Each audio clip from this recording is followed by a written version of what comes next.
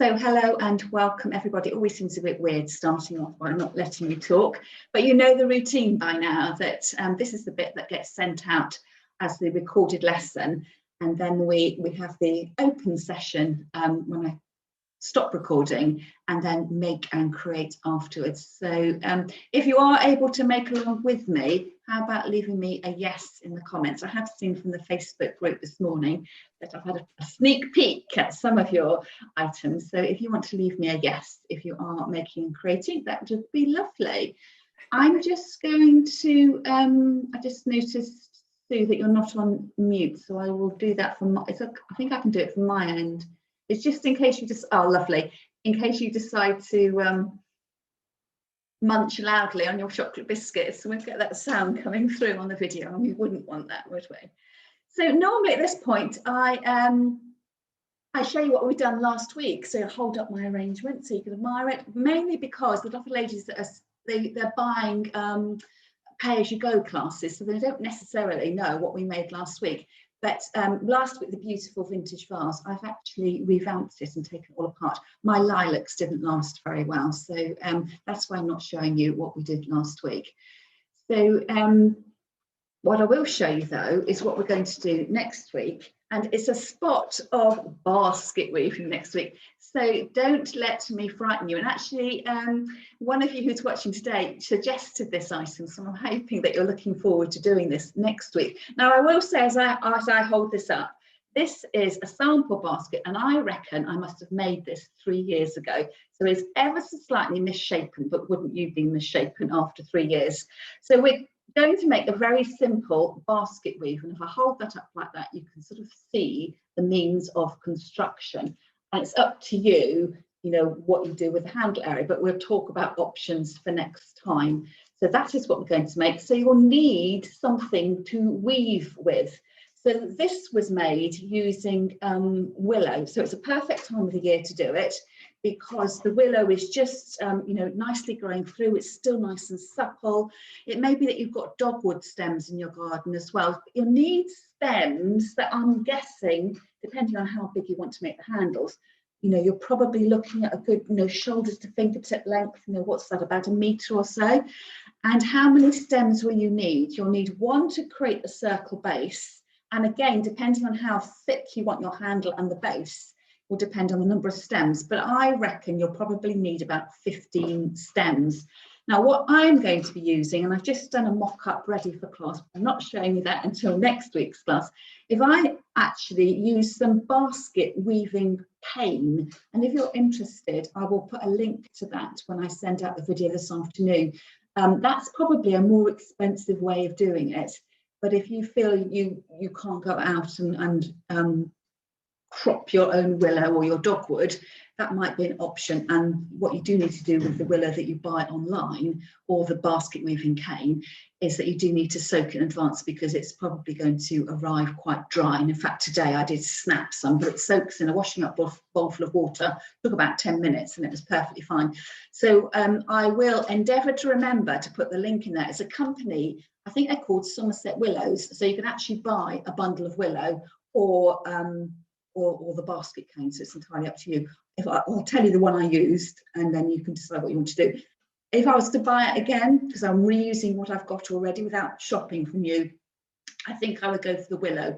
I've bought the basket cane that came coiled up, so I'm kind of fighting the natural curling coil nature of the materials before we start. But if you've got willow to hand, you could always use weeping willow. And there's a few trees near us of weeping willow, but it's very supple weeping willow, and you may find your structure doesn't stand up properly. But if you're happy just to embrace what you've got and go with the flow and just have a go, who cares whether you've got a wobbly basket? It's just about the technique. And then when you want to, you know, make it in a more finesse kind of way, once you've practiced and made all your mistakes, that's the time where you might want to go out and buy something more robust to make your little basket with. So very simple basket weaving. And then the idea is that we're going to make a flower arrangement as well. So you will need your usual containers, whether that's a plastic container, you know, from the range from Oasis, or whether you're going to put a cereal bowl in there. You know, it could be, are you going to go for flower foam, or do you want to use the sort of grid method and arrange your flowers without using flower foams. It's entirely up to you. So the main part of the class is going to be getting to grips with your basket weaving, and then we will finish off the basket by having a flower arrangement inside it. So I hope that's inspired for you. Finish, Jane, I can see you asking me how thick the stems. When I bought my basket weaving willow cane, it said on the label, I noticed this morning, it was 5 millimeters. So it's all about the flex test. You start off and you make your base of your basket using that technique you may have used when you make a door wreath, when you sort of circle it in your hand. And if it's not flexible enough and therefore thin enough to make a circle in your hand, you're going to find it very difficult. So it needs to be that sort of youngish growth, really. So if I happen to have a friend whose husband wanted to get into basket weaving, so I know for a fact that if I went down to her house, I could actually cut some of the willow. I'm not going to do that, it's just too complicated to arrange. So it kind of needs to be the sort of newish growth for this year is probably going to be the best thing. And if your willow is really, really tall, I would say it's the top half that you want, not the stubby bit. So it's the difference between you as a gardener cutting down your willow or you as a flower arranger cutting down your willow. So I know when my husband cuts it for me, he always cuts at the base, and I think that's fine, but I need to cut off the first metre because the willow's growing so tall, because I then want the flexible top metre. So I hope that helps. Any questions like that, we can, if you drop me a line in the Facebook group or email me, I'm happy to try and reassure you about what you've got. Oh, and Jane's saying she's got loads and loads, so more than enough to share. Wouldn't that be lovely if we could all get together? Mind you, we're living all over the place, aren't we? So I don't think it's going to be virtual get-togethers and nothing more, isn't it? So let's move on to today. So you can already see in front of me, I have got some oranges. I keep calling these oranges and lemons. They are lemons and limes. So I've got a selection of lemons and limes. And over my shoulder, you can see my flowers, and you'll see those close up in a moment. I've got a yellow pom-pom chrysanthemum.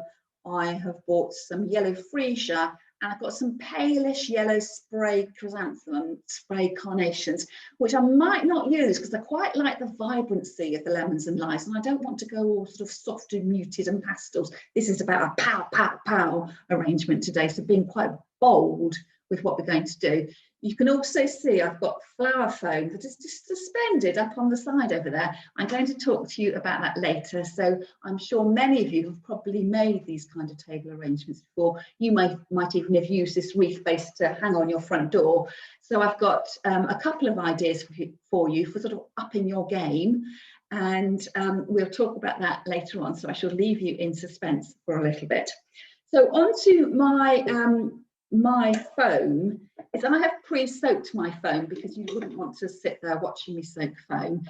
The difficulty is when you've got your piece of foam is trying to get it into your washing up bowl, and you will need to I took the washing up bowl out of my sink and I put the plug in the sink and I soaked my foam there. And what I would do if your sink is big enough is to turn your foam upside down so it sinks down in the normal way. But what I had to end up doing today was sort of rolling my wreath frame into the water and sort of soaking a section at a time, because it was just a bit too awkward. And sometimes I have left it upright and just put the tap on, you know, not full force, but sort of a constant dribble to let it soak in at each section. You don't want to rush the soaking by thinking, oh, my foam changed colour and therefore it's got lots of water in. You can tell whether or not you've soaked it properly by how heavy it is at the end. So that may be your first challenge of the day, is how you're actually going to soak your flower foam.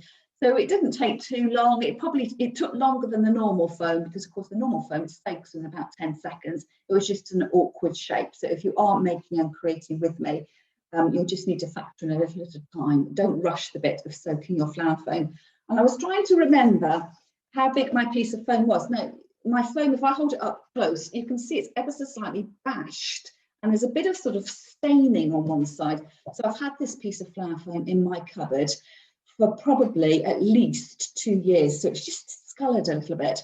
So it didn't seem to affect how it took up the water, but it doesn't look the prettiest but I'm going to cover it in greenery so you're not going to know that it was a bit discoloured. And I've also thought actually it looks quite big, so I've got my pink ruler out, my 12-inch ruler, and actually I do not know for the life of me how big this piece of frame is, because it's bigger than 12 inches, and then the next size up, they go up in 2-inch increments, would be 14 inches. So I'm not quite sure how big my wreath frame, you know, what it was I bought it as. You don't ever measure it, do you? You just look at the size, the size when you're buying online or shopping. So it's a little over 12 inches. So I've got myself a turntable here. You don't need a turntable at all, but I just thought it would make it easier when we come and I'll show you what I'm going to do to just spin the arrangement round a little bit. And then the greenery I've got, because I've got the bold fruit and the bold flowers, I'm trying to go with a, you know, being bold, and I've chosen greenery that's quite glossy. So I have got I've got some leather leaf, and I'll show you that in a moment, that came with the chrysanthemums actually from my market store flowers in a mixed bunch, which is quite a good greenery to use. I've got bay, which is again nice and glossy, and I've got choisia as well, and also a little bit of rosemary, but I'm holding off on the rosemary because I'm going to show you how I'm going to use that right at the end. So I've tried to choose glossy greeneries. Now the only problem is this time of the year, we're May, you know, we're late spring now, is whether the greenery is hard enough, so robust enough in terms of its growing season in its life. And I think possibly I might have to chop out some of the stems of my greenery because they're looking a little bit worse for wear. They're still in the tips are still pale green, and I think they're going to wilt. And also the choisia has got this beautiful white flowers on it that don't smell very nice. And if I'm trying to go really blocky and citrusy and vibrant with my fruits and my flowers, I'm sort of thinking I might actually cut the white flowers off, which seems a bit counterintuitive. I don't think they're going to go with the really bold look I'm after, unless I can convince myself, because isn't choisia called a mock orange sometimes, or Mexican orange, unless I can convince myself it is the blossom from the lemon trees and the citrus trees. I keep conscious of the fact I keep saying oranges and lemons. You know what I mean. The fruit is yellow and it's green. It's a lemon and a lime. So perhaps when you watch this back, you can spot how many times you can put a slice of lemon in your gin and tonic when you watch it back, when I get that the wrong way around. So what I'm going to do now is going to bring the side camera over, and then I'll spotlight that so you can see what I'm doing over the top of my shoulder, and then we can get going. So keep the questions coming. I will keep an eye on the chat box. Yes, they are, Joan, they are fresh. So I'm going to end up with an awful lot of fruit left over. So I will say, perhaps a word of warning, is when you put fresh fruit or vegetables with your flower arrangements, it does shorten the life of your flower arrangements. The ethylene gas that gives off as the fruit matures your flowers don't like it. So it's a bit like when you put a ripe banana in your fruit bowl, and then you discover all your apples and pears have gone really soft really quickly. So they are fresh, and I'm going to wire them up, and I might even slice some of them open to reveal the nice juicy circle inside. And as a consequence, they're not going to last particularly long because they're going to start rotting because they're going to be open to the elements. But I thought, when we make a flower arrangement, it's one sure thing. It's going to end up on the compost heap once you've taken all your flowers. So it's just a matter of sort of how quickly you want things to move on. But I just thought it was a nice thing to do, especially, we're looking forward to the summer. Surely those long hot days of summer are going to arrive. So we're just sort of embracing that summertime look. But if you had fake ones, you could put the fake in. Part of me was thinking that lemons might be too large visually to put in whole, but we can play around with that later on. So yes, they are fresh, and I have got wires to the side so I can wire them into position. So let's get that camera over the top and we can get working. I shall just move. You just imagine these I'm doing it again, oranges and lemons. They're going to be rolling all over the place. So sit and stay. So I'm hoping you can see my wreath in front of you. Yes, I'm getting the thumbs up, we can. So you can see here that what I meant about if tried to store it carefully, it has got a bit knocked, and I think probably that line there and that line there is a wound from the washing up bowl and trying to fill it up with water. What I like to do when I've soaked my flour foam is I like to chamfer the edges of my foam to get a smooth, a rounded edge. So I'm not arranging flowers in the square end of the flour foam. So I'm using an old table knife for this, picked it up from the charity shop. And of course, the beauty of having a turntable is you can sort of do this in one action. I'm just keeping my knife steady and my turntable is doing the work. So it was a bit like peeling an apple there. I've done it in one go. So I shall get rid of that. That gives you a nice smooth edge. And then I will do the same on the outside edge as well. So starting down here, not taking too much off, as it feels awkward on my handle there. So just literally taking the corner off, but without gouging out too much flour foam, because if you remove too much, you haven't got enough space to arrange your flowers. I'm not doing quite a professional job on this bit of smoothing out.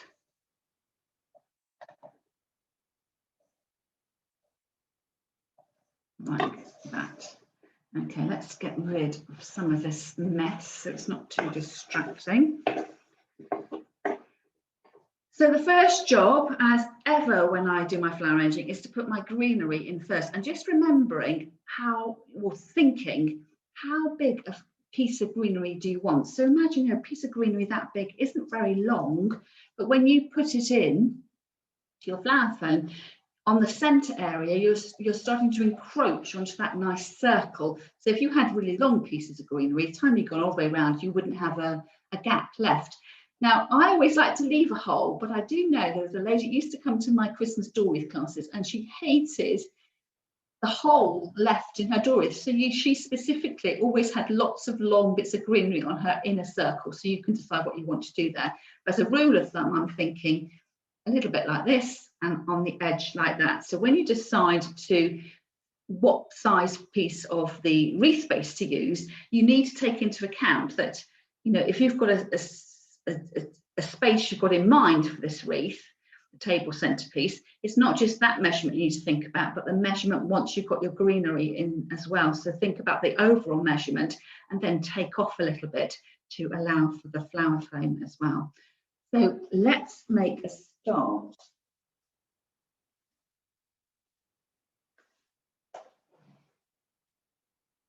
So you probably all recognise the leather leaf.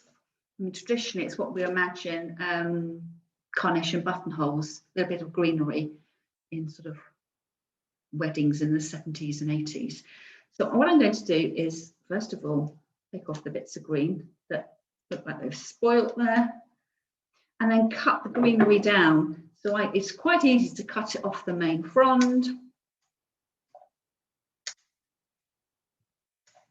until you get to the top, and then you can't decide where to cut. So I'm going to just cut that end piece off and then think about the sizes. So I've just already said I probably want something about this long. So can I cut up a piece of green to make it slightly smaller? So I'm going to cut it off at the back.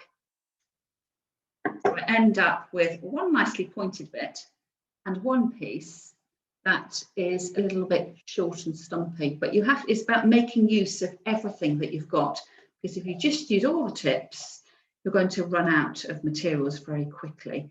So I'm taking, like all flower arranging when we're using flower foam, I'm taking off the side shoots, the side leaves at the bottom, and then pushing it into my flower foam. You can either go straight in so it sticks out, or if you want to really embrace the sort of movement of the circle, is to put it in at a slight angle. So you've got all your material sort of spinning around. And I will say that's just the way I was trained to do it, and that's what I do. So I'm not putting mine in straight. I'm putting them in so they overlap the tips. And again, it's entirely up to you, whatever you feel comfortable. So I'm going around the edge here. Now, probably what I'll do in terms of time is I will do half the wreath. Otherwise, it will take me a long time to do. There will be no time for you to make and create. and then I shall finish off the other half as I in the making session afterwards. And when I send out the recorded video, I will make sure you see a picture of what I finished.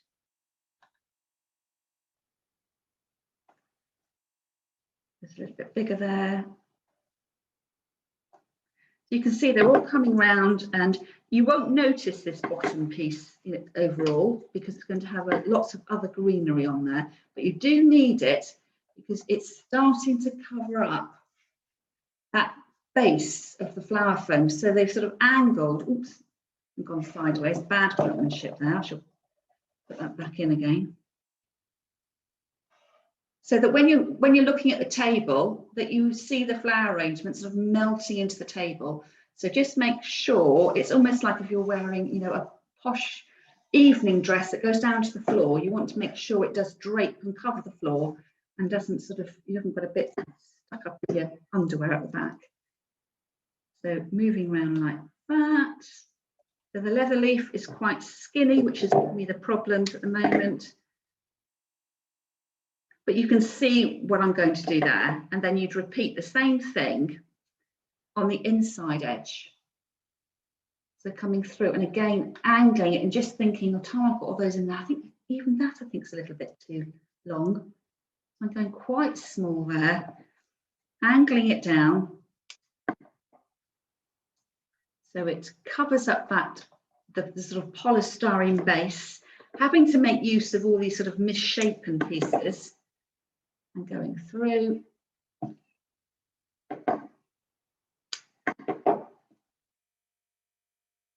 Like that. So you can imagine if I'd gone all the way around on both sides and then bringing some of that material onto the top. So again, I don't put it upright. I'm putting it at an angle. So everything is sort of facing in the same direction. It's giving it a little bit of a profile. So I've used up, I reckon I've used practically every little bit of greenery that was broken, that was on that piece of leather leaf. So I'm going to concentrate on this section here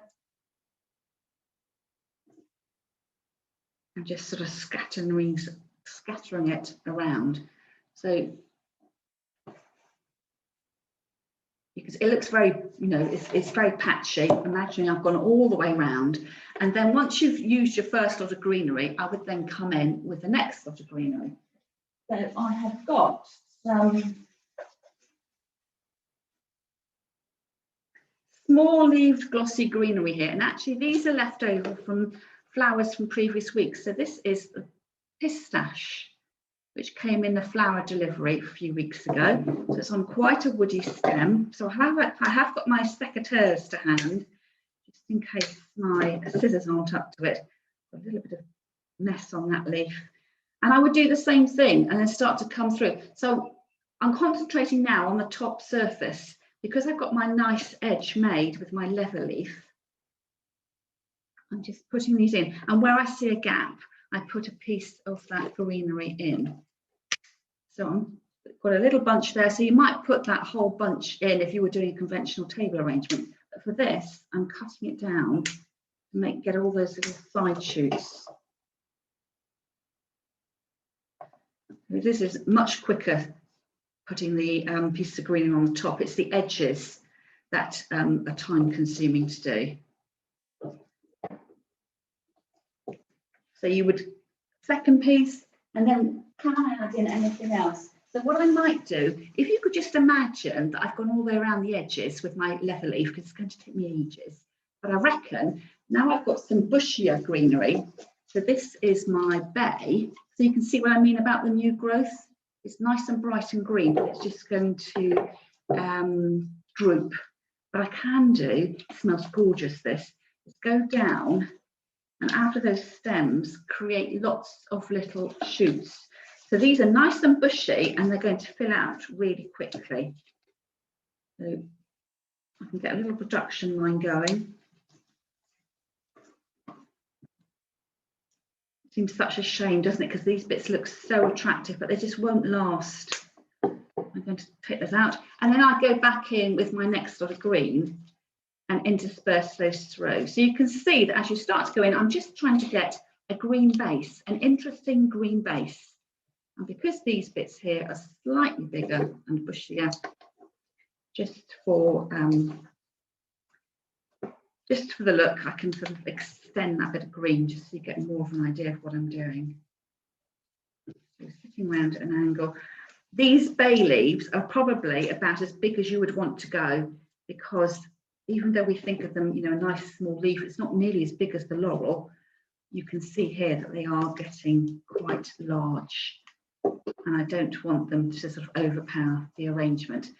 So choice of greenery. And what about that choice here? Should I use this or not?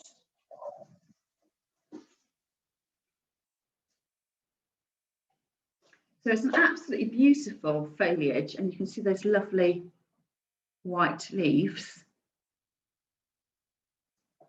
But I just don't know whether the white leaves are going to look, the white petals, sorry, are going to look right. And as I cut this, it's got a very distinctive smell. But they're a nice bit of bushy greenery. That one's quite nice where the bud hasn't quite come out yet.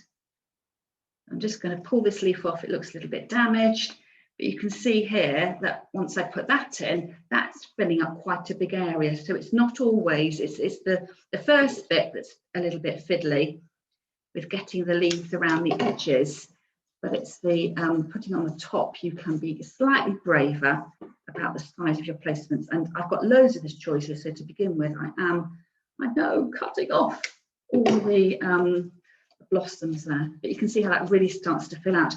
If you feel that your leaves look a little bit, you know, the colour's a bit lackluster, you can actually buy a leaf shine. I don't know whether you've ever used that, but that's quite handy to use. You just give it a spray, or if you had really big leaves, you can take a little bit of that 1 cow cooking spray and spray it on, and then take it off with a little bit of kitchen towel, so you can make your leaves look nice and glossy. So let's just try and put some of this green in, getting rid of the white. So it does start to look really lush. Now, can you see here where I've cut off the white flower? I've got a really, you know, the cut end of the stem is showing. So I need to disguise that. You want your eye to go to the beauty of what you're making, not any of the things you don't want to show off. So I'm going to put a leaf over there that just covers it up. So you would continue all the way around. So that will take me a little while to do. But let's get on with the flowers and the lemons. So what I'm actually going to do is to put my lemons and my fruit in first, because I want them to be the showcase. And where I've got any gaps afterwards, that's where I'm going to put my flowers in. Just clear away these bits and pieces so I've got some space. So I've got my lemons and my limes, and the question is, do I put them in whole or do I cut them up? And I'm just slightly concerned that they just look a little bit too big here, put in whole. So I am planning on cutting mine up. So I'm taking my vegetable knife and slicing through. You can see they're lovely and juicy, and it just gives a really nice look compared to that. I think the green just looks, you know, like it's hidden a little bit. So that's why I want the interest of having the cut segments. So you saw me cut that lemon in half straight through the middle. Of course, you can get a slightly different look to the segments inside if you cut at an angle. So don't always think that you've got to cut them in exactly the same way every time. But when we come to wire up, I have got some floristry wires here. I think these are 0.70s. And I'm taking them, holding it like a pencil and sliding it through and out the other side. Now, I will say, if you're working with the fruit, if you've got any cuts on your hand, it's going to be really, really painful. So you could do the wiring and just twist that over and just use one piece of wire. Is it supporting it? That's probably okay. But you might find that your fruit wants a bit more support. And if you want to, you can put 2 wires in. So one goes that way and one goes the other way. and then you bring them all up to the middle. And I would take one wire and twist it around the others, like that. So that's the difference. And it's just what you feel is secure. Now, I will say, probably time-wise, I might just do one wire through. And because the fruit is going to just sit on the surface here, it doesn't, it'll be secure enough. If you decided you wanted to hang your wreath on your front door, you're going to have to really give it the waggle test and make sure whatever you add in is going to be really secure. So before I put those in, I need to think about where I'm going to put them. So what I do like to do first of all is sort of plan out. So I'm going to use my lemons here because they show up the best. So I would start off by planning out what you want to do and just placing your fruit where you want them. So you can see there that I have gone for 3 lemons, so they show up. So I'm not going for 4 because if we do 4, we end up with a square, and everything we're trying to do about creating a flowing arrangement, just all you see is that square in the middle. So that's why I've gone for 3. So I'm trying to place those equal distance around. And then once you've got your main fruit in, you then, what I like to do is then sort of create a little bit of a garden around each piece of fruit. So I think, well, if I'm going to have a lemon there, I could have some limes there. Perhaps, do I want to go the whole lime there or cut that out again? So I just concentrate on that little placement. And then when I get to the next lemon, I go round and I build the sort of little garden around that, and then around that one as well. So I'll show you what I mean. So here, I'm just going to let that sit in there so it doesn't fly away. Wiring my lemon, do you want to show off the stem end or the little pointy end? Some of them are more exaggerated, or do you just want to pretend neither of those exist? So just think about which way you're holding your fruit up before you wire it. So wiring the whole fruit, exactly the same thing. As it's the whole fruit, I might go for 2 wires through. And I will say that once these are wired, they are no longer edible because it's that thing about, not eating your flower arrangements. So just be extra careful that you're not harvesting these to put in your gin and tonic. So put the little stems there, and I'm going to bury that into the foam, nice and secure. And then I can come in with my limes, and I'm just going to trim these slightly. I just feel that they are a little bit too long. So I'm grouping those together. I'm going to do the same there as well. It smells absolutely gorgeous, the bay and then the fresh fruits as well. So you can see there it's starting to take shape.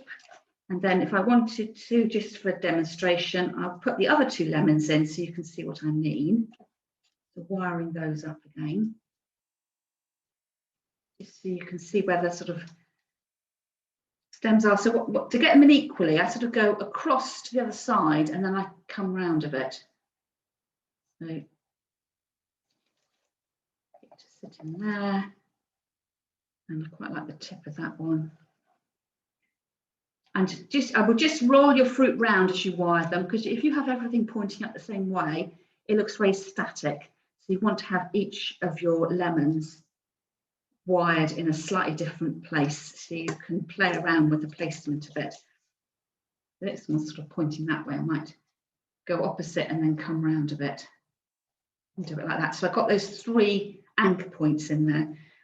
What do you think about the line here? It's very dark, and that is why I'm quite tempted to slice this one open as well.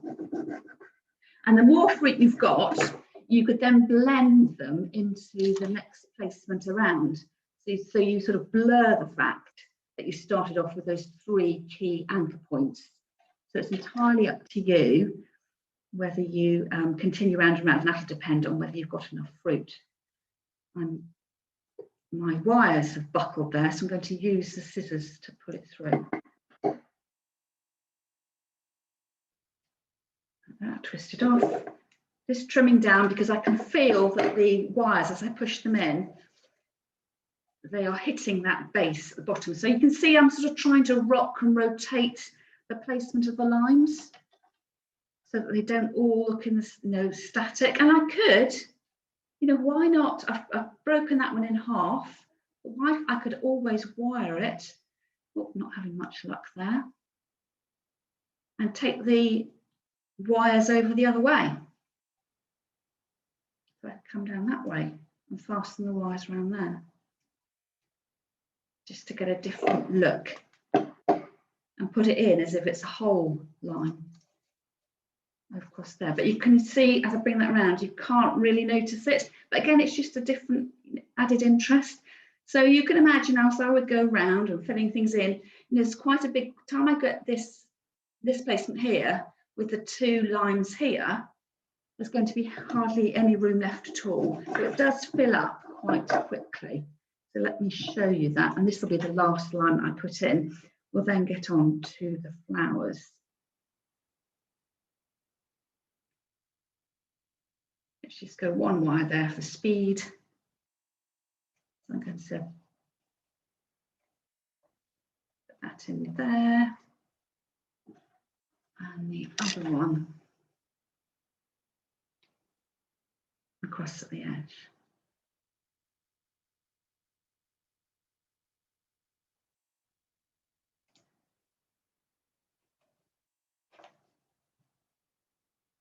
So that was the anchor lemon with the two pieces here and the two pieces of lime there. And then the anchor lemon with the two pieces here and what will then be the two pieces over there. So you can see how it quickly starts to fill up. Or if you want to do your own thing, just put them in randomly. Now I've kind of got a hole over there, you know, I've got lots of lemons. Do I want to put half a lemon in there?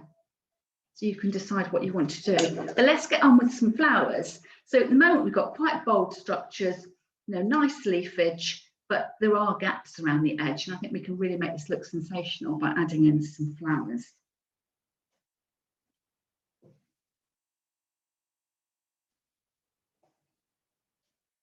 So let me show you the bright colours. So the pom-pom chrysanthemum, the really bright freesia, and then perhaps the flower I'm not going to use, which is the yellow spray carnation. Can you just see that the colour is slightly paler? And I'm just thinking, is it going to look too pastel-y when I'm trying to go for a really strong and vibrant colour? So I'm not going to use those just yet. I'm going to start off with my very bright flowers. So with my chrysanthemums, first of all, I'm going to cut them off the main stem, see what I've got. So I can be quite brave with that, just the way my chrysanthemum was. You know, I normally cut things out of preference about a finger length high, and then cut them down once I can see them and start to add them in. So again, starting with my lemon at the sort of anchor point, recutting the stems at an angle, being careful with the flowers because you do need to sort of a little bit pushing in from the top. So where you can, make sure you're going in along the stem end and taking them through. So again, I like to take one flower and work that round the sections. So imagine I've gone there and I'm then coming all the way around the other side. So that at any stage, the arrangement looks whole and complete. So if I didn't want to add any more flowers in, or if I didn't have any more flowers, just by putting the chrysanthemums in, it does look like a finished whole. So that's, as well, the placement of the three there sort of filled up that gap that I thought I had. And you can imagine how that would look with them going, you know, all the way around. So layering up again. So this isn't essential at all, but I've got the flowers, I'm going to use them. These freesia are very open, so they're not going to last long and they're quite delicate. So I'm going quite short with my stem there because a lot of my flower length is that, you know, the length of the neck, the trumpet shape there. Again, being extra careful how I handle that. Oops, I'm slightly nervous here. Getting that in. So I'm pushing down the throat. I don't want to be damaging the flower. That was just a single stem there, a single flower on the stem. This one is what you'd normally expect to see. So I shall put that in, but the question then is it too much flower? What do you think? haven't pushed it right the way in. Can you see that although it's a delicate flower, that it is sort of quite overwhelming? So I need to work out how best I can use that. So cutting the stem down short, sitting in there, is it a bit too bulky, you know? Could I be brave and pinch one of the flower heads to sort of loosen it up a little bit? Does that look better? You might want to you know, put your flowers in. I'm going to use the little buds here and not do any pinching out until you finish, but that is an option if you think that your flowers are a little bit sort of visually heavy. So cutting another stem again, the classic freesia.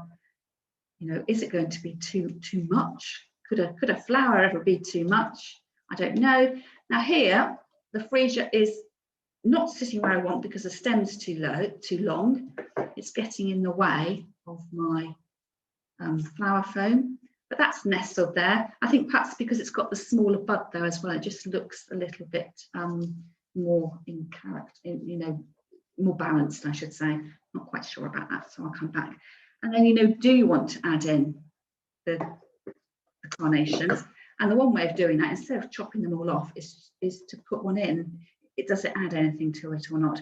But at the moment, I'm steering away from putting them in. I just think it's looking perhaps slightly too pale and sort of detracting from the overall look. So I just seem to have a flower here that's gone over, so I'll pinch that off. And so I've gone outside edge, inside edge, and I'm going to bring this to the outside over here, just to fill in that gap. And then zigzag my way across. A little bit of damage there, pull that off.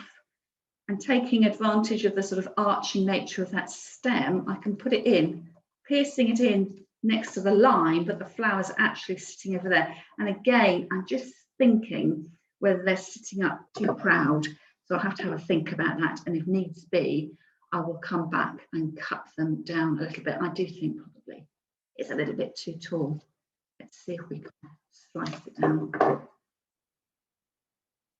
You see here, I've had a casualty with fiddling around with that flower. My chrysanthemum is starting to shed. Let's get that in there first. And then I'll see if I can turn that round and use it. And if it's shattering too much, I shall just take it out and use another flower. So you can imagine how that was all going round, and you would have the rest of the flower looking, the table arrangement looking really, really spectacular. So it's a great arrangement to make. It's like a real patchwork. But the one thing you need to do first of all is to get your outer leaves in first. So it's the outer leaves are here, and you can see as I go around, you get some coverage with the main leaves on the top, but it's a bit sparse. And I can certainly see more of that outside edge there is looking exposed compared to here, where it's more covered. And I have been working from this up above.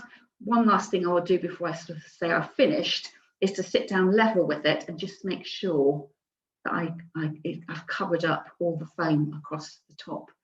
So what I'm going to do now is I'm going to bring the camera back to me and just show you a few add-ons to think about. If you've done lots of these arrangements before, you're thinking, well, perhaps it's not stretching me enough.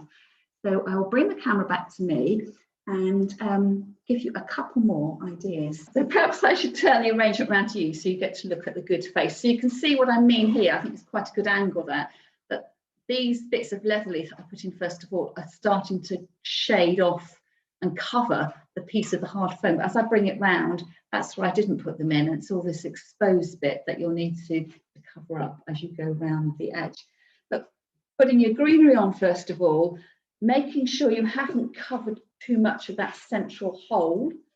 And then the fun part is once you've done the greenery, so you could do the greenery, now, and then leave everything. And then next time you've got a spare 20 minutes, come back and do the flowers later on. So the arrangements can be built up in stages. They don't have to be made straight away.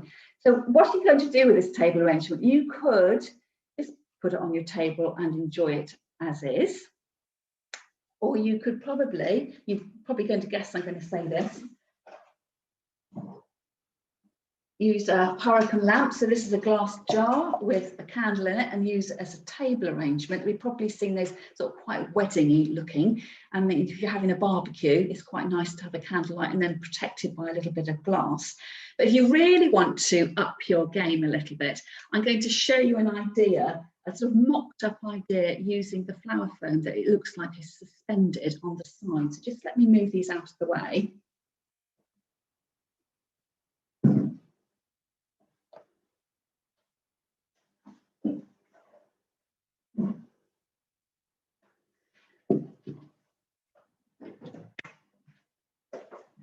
So you could make it really modern. So I have taken a piece of it's just a different size piece of the flower foam. And I bought this prong at, I don't know, a flower show years and years ago. It looks like somebody's probably made it, DIY'd it at home. It's a half a block paviour. You know, when you put a garden path in or pave your drive, and it's had a hole drilled in it, and it's got this spike on it, so it's really, really heavy. And for a really, really modern look, I've got the flower foam with the spongy bottom, and I've already made one hole, so I reuse the hole, and I'm suspending on that, and it really sort of ups your game a little bit. The only thing you need to be careful of is, if you decide to want to have a go at this, is it's worked very nicely for me with my unsoaked foam, but once you've got your flower foam soaked, it's going to be heavy, and you may find that slowly your wreath works its way down the bottom of the prong. But that might be something, you'd end up with something standing up like that. So it's not necessarily a bad point. You may have water dripping over the place. So when you've soaked your flower foam, we always want our flowers to be in water, but perhaps it might do you good to soak your flower foam the day before, so the excess water is drained away. So you've got water in there, but it isn't over soaked.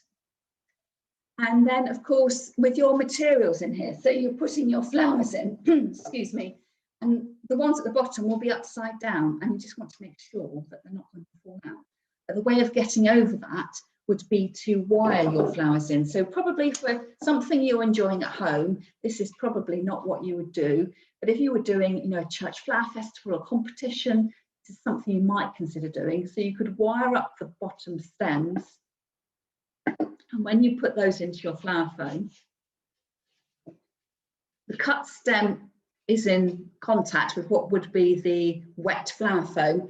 And there's the little prong there has gone right way through the foam down the other side. And if you bend that back, it will anchor your flower in place. So if you are thinking you want to up your skills, I would strongly advise that you think about wiring in your materials that would be on the bottom section in order that they don't fall out. So shall we take things up another level? I'm just going to really pour that out. And how about creating an outer ring? We're really building our skills up here. And I have got a big hoop here, a metal hoop. I'll show you that side, it's greened up that side. And I've started to wire on some rosemary. So I have got some more rosemary over here.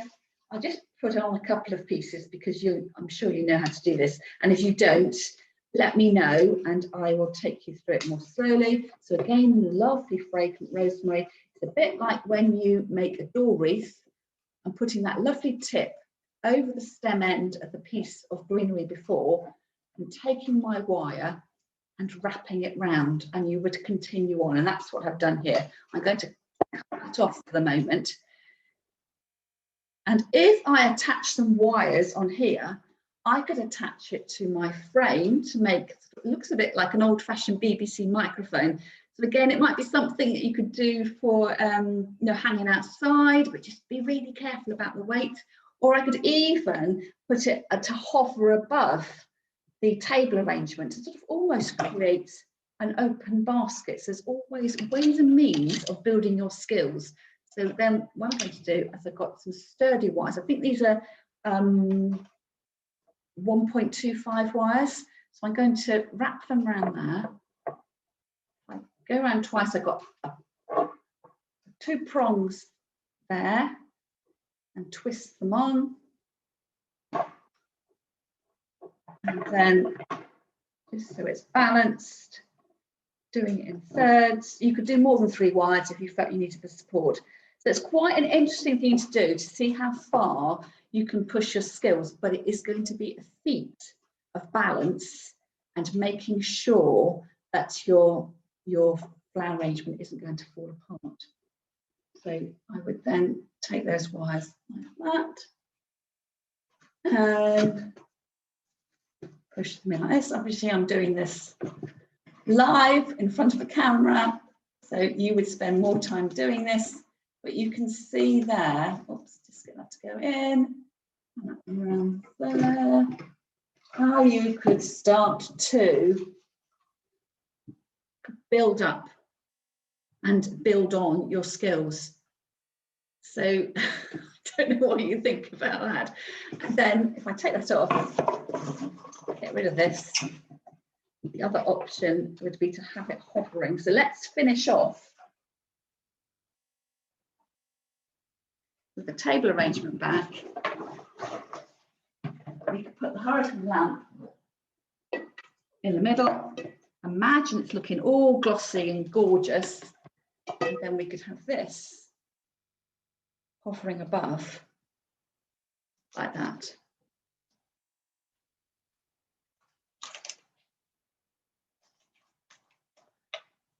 Just to make it look a little bit more different. So what I'm going to do is, when we make and create, I will finish off all these projects and I will do some proper photographs afterwards. I know I realise I'm asking you to suspend your imagination for a while, so you can't entirely see what I'm doing as clearly as I'd like.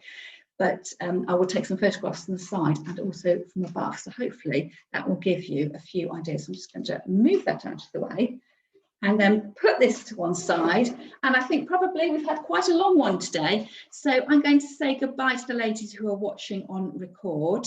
And I will send, obviously you're watching on record, so on catch up, so you'll be seeing this video live. I'm muddling on my words here as I'm trying to sign off. So goodbye, ladies. I hope you enjoy the hope you enjoyed this video and sort of building on your skills a little bit. So sometimes we can get comfortable, can't we, in doing what we always do. So it's just a nice opportunity to just have a bit more inspiration to see how you could develop things. So I'm going to stop the record button, and for everyone else who's still here watching live, we can have live Q&A, and then I'm looking forward to seeing how you interpret today's brief and what level you're going to do. Keep it simple, or are you going to add on a sort of little designer flourish? So I shall say goodbye for now and see you next time.